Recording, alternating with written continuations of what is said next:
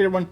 Okay, this is just a quick video of something I'm working on. I don't know if this will work out or not. I'll probably release the video regardless. I'm not one that releases a video and even if it's a fail video, I'll still release it. But this is between a 15 to 17.5 Briggs Stratton single cylinder overhead valve engine. I'm calling this a Frankenstein engine since I'm building it and putting it together with parts from a few different engines and parts that don't necessarily belong with this block, and a few things will have to be modified if this will run. The engine started off as off life in a Craftsman tractor, roughly 15.5. This is the top cover that was on the engine right here. So it gives you an idea of what type it started life off as. A lot of the other parts came from one of these engines. 17.5 IC overhead valve. I like these ones. These are so much easier to work with, less parts to deal with, and just so much easier to deal with. The problems you run into when trying to run that type of cover on an older engine, first off, your dipstick. These older style use a grommet on the bottom and basically holds in the actual dipstick tube. Also, then on the newer style, it uses this right here. This piece here will not fit the older engine.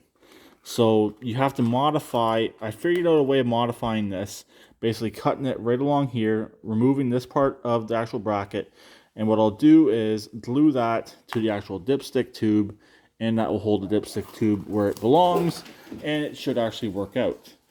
But before I do any of that, I gotta see, will this engine run?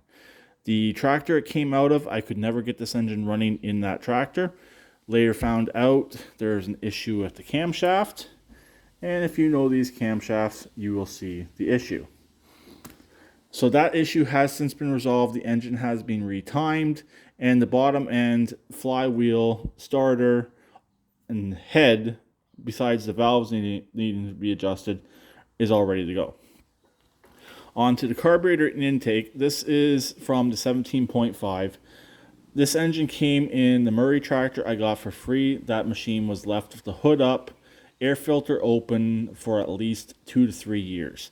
So this entire setup here is pretty well junk, especially the carburetor. The intake tube can be cleaned, both pieces, and they'll be usable yet again. Unfortunately, when I took that engine apart, the PCV tube did break, so I will have to replace the PCV. This is for the more earlier style. The later style connects up at the back here. But the throttle linkages both work. Again, this carburetor is junk, so they are a bit stiff, but everything does work with the throttle linkage. This is running a standard coil, so standard coil works fine. The fan, I believe, is a standard fan. It's just the intake setup and dipstick and top cover are all the more newer model, and they're later. Actually, let's call it the later model.